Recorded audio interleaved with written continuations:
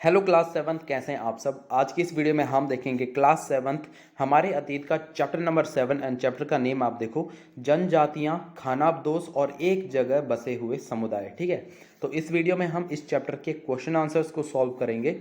And अगर आपने ये चैप्टर पढ़ लिया है तो आपको ये अच्छी तरह से समझ में आने वाले हैं। एंड अगर आपने नहीं भी पढ़ा है तो काफ़ी हद तक मैं आपको ये चैप्टर यहीं पर क्वेश्चन आंसर्स के थ्रू समझाने की कोशिश करूंगा। ठीक है, तो स्टार्ट करते हैं। देखो, आप अपनी कॉपी और पेन उठाओ और चलो मेरे साथ क्वेश्चन आंसर्स को सॉल्व करने। तो देखो, यहाँ पर इस चैप्टर के अंदर सबसे पहला क्वेश्चन आपके पास प्रश्न अभ्यास पाठ्य पुस्तक से के अंतर्गत फिर से याद करें में आते हैं। यहाँ पर आपके पास है मैच द फॉलोइंग। ठीक है, तो सीधा हम आंसर्स पे जंप करते हैं। ठीक है, एज यूजुअल जैसे कि अब देखो यहाँ पर गढ़ क्या है, गढ़ आप मिलाओगे 84 से। ठीक है, फिर देखो टांडा, इसको आप मिलाओगे कारवां से। श्रमिक है यहाँ पर आपका पाइक। कुल है आपका यहाँ पर खेल। ठीक है, और शिवसिंह है आपका यहाँ पर अहोम राज्य। और यहाँ पर है दुर्गावती, तो ये है यहाँ पर गढ़कटंगा। ठीक है, तो ये जो मैच द फॉलोइंग से, तो इसको तो मैं आपको रिकमेंड करूंगा कि आप इन्हें याद कर लें। ठीक है, क्योंकि मैच द फॉलोइंग्स क्या होते हैं, हर बार अलग अलग तरीके से आते हैं। ठीक है, उसके बाद अब जो यहाँ पर हमारे मेन क्वेश्चन स्टार्ट होते हैं वो है फिल इन द ब्लैंक्स। ठीक है, तो देखो वर्गों के भीतर पैदा होती नई जातियां डैश कहलाती है। अब देखो वर्ग के अंदर जो नई नई जातियां बनती हैं उनको क्या कहते हैं, उन्हें कहते हैं हम श्रेणियां। ठीक है, तो इसको आप अच्छे से याद रखें। फिर देखो डैश आहोम लोगों के द्वारा लिखी गई ऐतिहासिक कृतियां थी। अब आहोम लोगों के द्वारा लिखी गई ऐतिहासिक कृतियां क्या थी, तो देखो इसको आप याद रखें, बुरंजी। ठीक है, बुरंजी किसने लिखी थी, ऐतिहासिक कृतियां थी, किसके द्वारा लिखी हुई, आहोम लोगों के द्वारा लिखी हुई। फिर देखो डैश ने इस बात का उल्लेख किया कि गढ़कटंगा में 70,000 गांव थे। किसने किया, देखो अकबरनामा ने। ठीक है, अब मैं आपको एक और चीज़ बताऊंगा। देखो हिस्ट्री ये सब चीज़ें ऐसी होती है कि इसमें आदमी को सबसे ज़्यादा याद करना होता है। ठीक है, बच्चों को इसमें याद ही करना पड़ता है, या फिर आप एक बार चैप्टर पढ़ें, आपको स्टोरी जब समझ में आएगी ना उसके बाद आपके लिए याद करना भी आसान हो जाएंगी। लेकिन अक्सर यही होता है कि बच्चों के साथ बच्चे हिस्ट्री इन सब चीज़ों में इंटरेस्ट नहीं लेते हैं। ठीक है, तो इसलिए वो समझ में इतनी आसानी से नहीं आ पाती।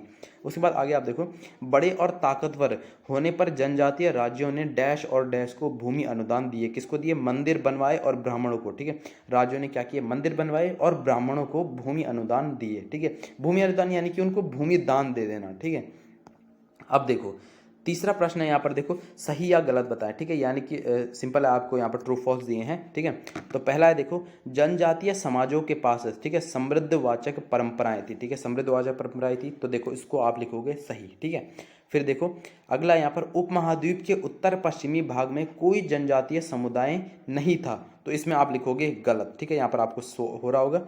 फिर देखो गोंड राज्यों में, ठीक है, अनेक नगरों को मिलाकर 84 बनता था। ठीक है, तो देखो यहाँ पर ये भी होगा आपका गलत, और इसके बाद भी वाला भी आपका गलत है। ठीक है, देखो भील उपमहाद्वीप के उत्तर पूर्वी भाग में रहते थे। ठीक है, भील कोई थे, ठीक है, जनजाति वर्ग टाइप में, और वो क्या कहते हैं, यहाँ पर लिखा है कि उपमहाद्वीप के उत्तर पूर्वी भाग में रहते, तो ये आपका होगा गलत। ठीक है, उसके बाद देखो चौथा प्रश्न आपके पास यहाँ पर आता है।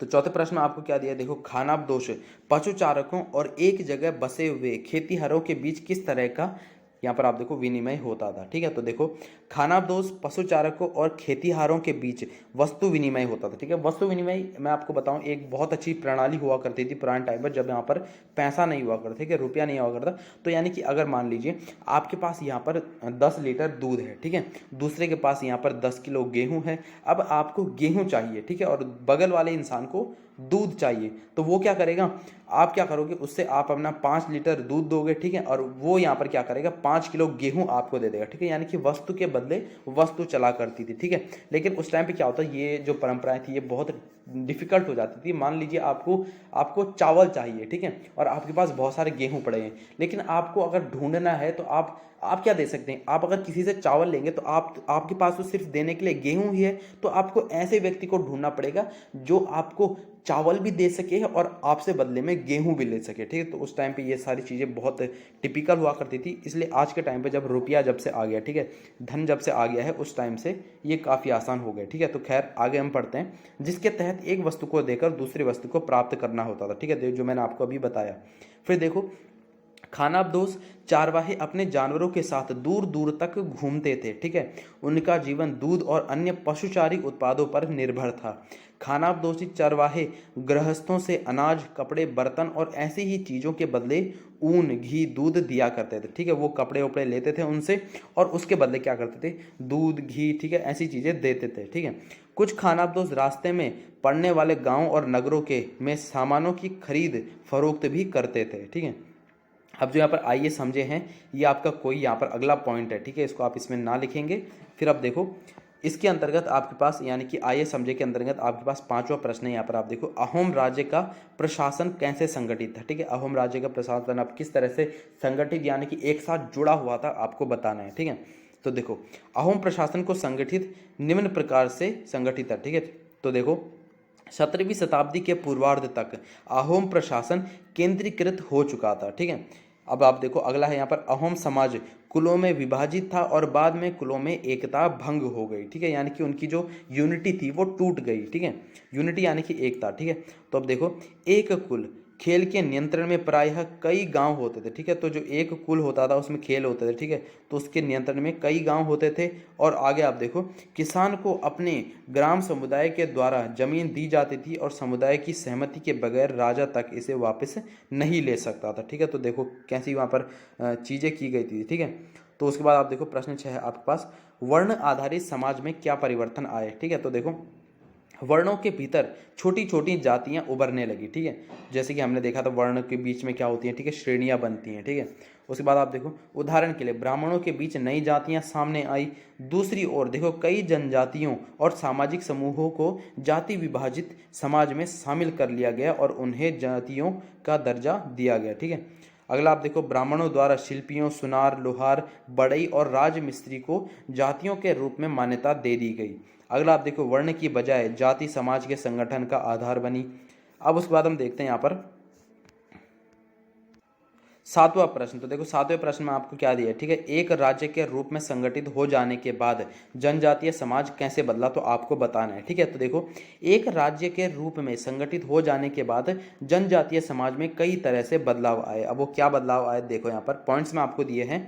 पहले देखो हूण, चंदेल, चालुक्य और कुछ दूसरी वंश परंपराओं में से कुछ पहले जनजातियों में आते थे और बाद में कुल, ठीक है, कई कुल राजपूत मान लिए गए, ठीक है। तो उसके बाद आप देखो धीरे धीरे उन्हें पुराने शासकों की जगह ले ली और विशेषतः क्या हुआ यहाँ पर कृषि वाले क्षेत्रों में लिया, ठीक है। उसके बाद देखो शासकों के रूप में राजपूत गोत्रों के उदय के उदाहरण का जनजातीय लोगों ने अनुसरण किया और धीरे धीरे ब्राह्मणों के समर्थन में कई जनजातियां जाति व्यवस्था का हिस्सा बन गई, लेकिन केवल प्रमुख जनजातीय परिवार ही शासक वर्ग में शामिल हो सके, ठीक है। अब आप देखो आइए विचार करें के अंतर्गत आपके पास यहाँ पर आठवां प्रश्न है और आठवें प्रश्न में आपको क्या दिया है, ठीक है। देखो यहाँ पर क्या बंजारे लोग अर्थव्यवस्था के लिए महत्वपूर्ण थे, ठीक है। तो बंजारे यहाँ पर आप देखो बंजारे लोग अर्थव्यवस्था की दृष्टि से कई तरह से महत्वपूर्ण थे, ठीक है। तो देखो बंजारे लोग सबसे महत्वपूर्ण व्यापारी खानाबदोश थे और यहाँ पर आप देखो सल्तनत काल में बंजारे नगर के बाजारों तक अनाज की ढुलाई किया करते थे, ठीक है। फिर देखो बंजारे विभिन्न इलाके से अपने बैलों पर अनाज ले जाकर शहरों में बेचते थे, ठीक है। तो कितना सही वहाँ पर वो काम करते थे, ठीक है। यानी कि अर्थव्यवस्था में कितना महत्वपूर्ण उनका वहाँ पर रोल था, ठीक है। सैन्य अभियानों के दौरान वे मुगल सेना से के लिए कई खाद्यान्नों, यहाँ पर आप देखो खाद्यान्नों की ढुलाई का काम करते थे और बंजारे किसी भी सेना के लिए 1 लाख बैलों से अनाज ढोते थे। यानी कोई भी सेना हो तो उनके पास 1 लाख बैल थे, ठीक है, सामान को ढोने के लिए। अब उसके बाद आप देखो यहाँ पर है नवा प्रश्न है आपके पास, गोंड लोगों का इतिहास अहोमों के इतिहास के किन मायनों में भिन्न था, ठीक है, और क्या कोई समानता थी, तो आपको बताना है, ठीक है। तो देखो गोंड लोगों के इतिहास एवं अहोम के इतिहास में कई मायनों में अंतर था, जैसे कि क्या था, देखो गोंड गोंडवाना प्रदेश की प्रमुख जनजाति थी, ठीक है, जबकि अहोम ब्रह्मपुत्र घाटी में निवास करने वाले प्रमुख जनजाति थी। उसके बाद आप देखो यहाँ पर गोंड यहाँ के मूल निवासी थे, ठीक है, और जबकि अहोम जो थे वो म्यांमार से आकर यहाँ पर बसे थे। तो ये पॉइंट्स आप अच्छे से याद रखना कि गोंड क्या थे, वहीं के निवासी थे, ठीक है, अहोम के निवासी थे, और जबकि जो अहोम थे वो क्या थे, म्यांमार से आकर वहाँ पर बसे थे, ठीक है। फिर देखो गोंडवाना आग्नेय अस्त्रों का प्रयोग नहीं जानते थे, ठीक है। अब तो यहाँ पर क्या दिया है देखो, जबकि अहोम उच्च स्तरीय बारूद और तोपों से निर्माण में वो सक्षम थे, यानी कि उनको बना लेते थे, चला लेते थे। गोंडवाना राज्य अहोम राज्य की तुलना में बड़ा था। ठीक है, ये सब अब आप देखो यहाँ पर है गोंडवाना एवं अहोम इतिहास में समानताएं क्या कहती थी। ठीक, तो देखो यहाँ पर गोंड और अहोम दोनों ही जनजातियां थी। और अगला देखो दोनों ही जनजातियों ने अपने अपने साम्राज्य स्थापित किए। और लास्ट यहाँ पर आप देखो दोनों ही राज्यों को मुगलों ने पराजित कर दिया। ठीक है, तो यहाँ पर आप देखो ऑलमोस्ट आपके इस चैप्टर के सारे क्वेश्चन आंसर्स कंप्लीट हो जाते हैं। एंड क्लास 7 आप देखो, आप क्लास 7 के अदर सब्जेक्ट के क्वेश्चन आंसर वीडियोज या एक्सप्लेनेशन वीडियोज मॉडर्न मास्टर जी के चैनल पर देख सकते हैं। मैंने सभी पे वीडियो बना रखी है। एंड मैं आपको यहाँ पर जो वीडियोस की लिंक है, प्लेलिस्ट की लिंक, वो आपको मैं कमेंट सेक्शन में पिन कमेंट कर दूंगा, वहाँ पर आप देख सकते हैं। ठीक है, और अगर आपको कोई भी डाउट है तो आप कमेंट सेक्शन में बताओ, मैं जल्दी से आपको वहीं पर उसका सॉल्यूशन दे दूंगा। ठीक है, तो बाकी पढ़ाई करते रहें और मॉडर्न मास्टर जी का नाम भी रोशन करें।